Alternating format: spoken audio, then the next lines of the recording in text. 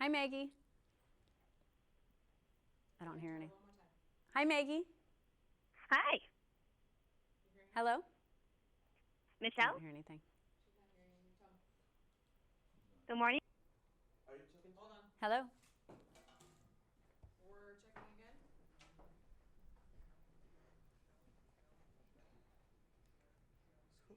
I can hear you now. Okay. Go ahead and say. Hi, Maggie. Go ahead and. Hi, Maggie. Can you hear me? Good morning. I can. Hi. Can you hear me? All right. I can hear you. Wonderful. Well, let's get going. Good morning, Michelle. Well, good morning, Maggie. Thanks so much for having me. Definitely. Thank you for joining us. I am just getting started with a new food-based blog, a lot about food businesses.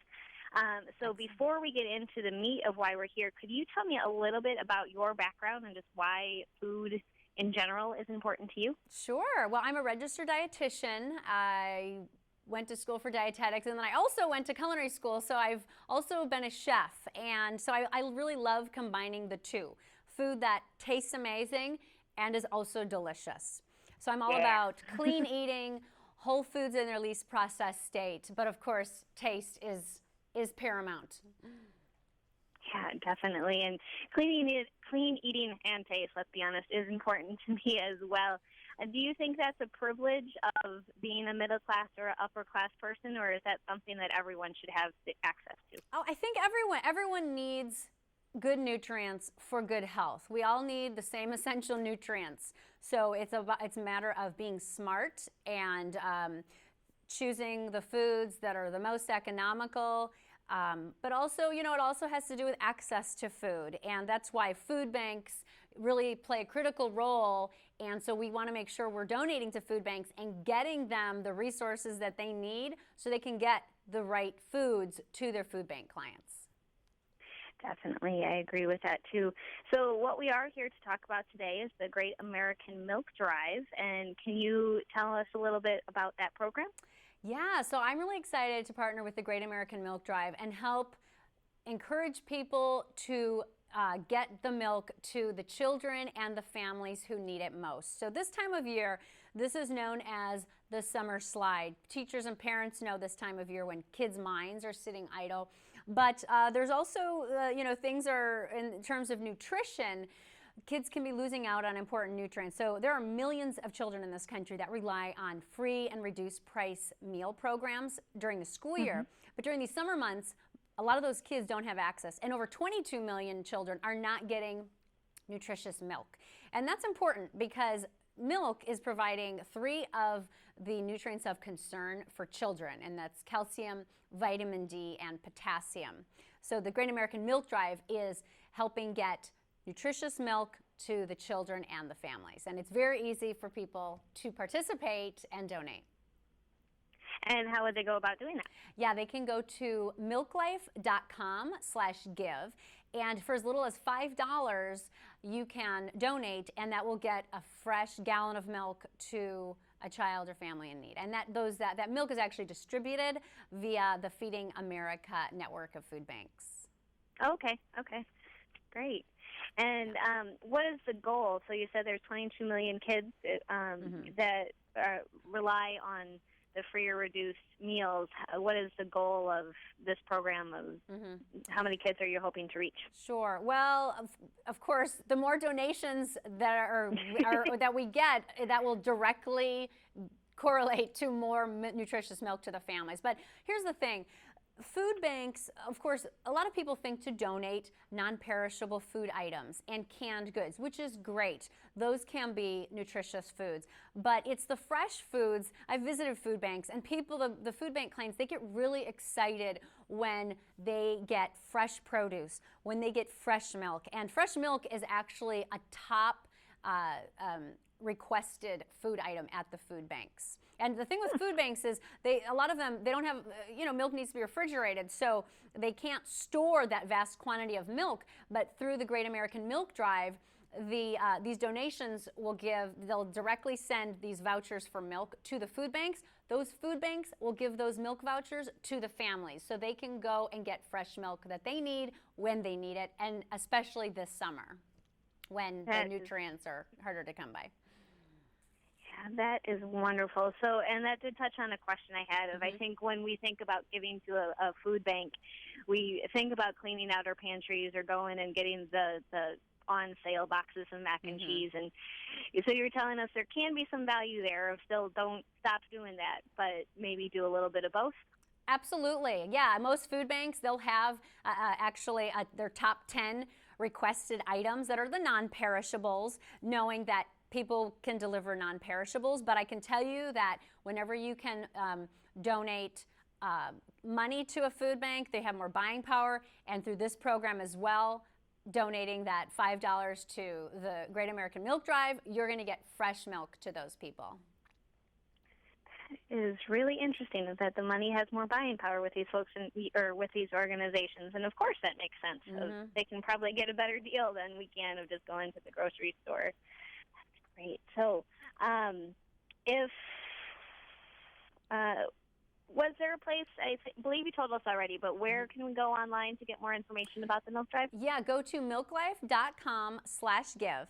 And it's very easy for people to enter the amount that they want to donate. As little as $5 will get a gallon of milk. Of course, the more milk that you'll be able to donate. And that milk is actually, based on the zip code that you enter, will actually get that milk to the community that you live in. So I think that's really great because whenever you can support your local community and support those children in need in your area, that's a great thing. Definitely. I believe I read in your bio that you are a mom. I am. I have a 1-year-old and a 6-year-old. So both girls. And yes, yeah, so it's fun. It's all about, you really learn about, talk about learning how to market food to your kids, nutritious foods that they'll eat. But, they love, fortunately, they get a pretty balanced diet, but on the days that they like to pick and choose what they will and won't eat. I always feel good knowing my 1-year-old, if she's got a glass of milk on her high chair, I feel good knowing that no matter what else she's eating, she's got those great nutrients. My 6-year-old, she likes her cereal and her milk, but they're pretty good eaters. It's fun. That's a battle. I have a 15-month-old myself, so that's a battle I wrestle with every day too. Yes. But you're right. She'll eat her banana and milk for breakfast. Okay, there's something in there that has value. That's good. Do you have any tips for other parents that are trying to help their kids eat healthier? Yeah, I think one of the an important thing to think about is don't just think, don't get stressed if it's meal by meal that maybe they skipped something. Think about the long haul. And whenever you can, you want to offer a variety of foods rather than coerce or force or bribe. So just focus on a wide range of offerings. So this time of year, for example, with fruits, seasonal fruits are great. They're going to be more economical. They're going to probably have more nutrition. So this time of year, like my kids, for example, strawberries. The other day, I just bought strawberries for 99 cents at the store. But why? Because they're in season and they're in abundance. So strawberries are great. Stone fruit like peaches, but also bananas, oranges, apples. Those are really economical and those provide great nutrition, getting them the nutrients that they need. When it comes to the grocery store, if you bring your kids along, or at least kind of let them have input on the types of foods. Even giving them a choice between two things can make all the difference in the world.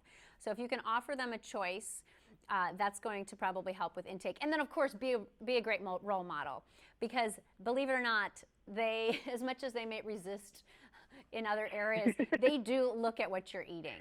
And they see how your attitude is towards food, and they pick up on those things. So the better that you can eat as a parent and model those healthy behaviors, the more chance that those healthy habits will rub off on your children.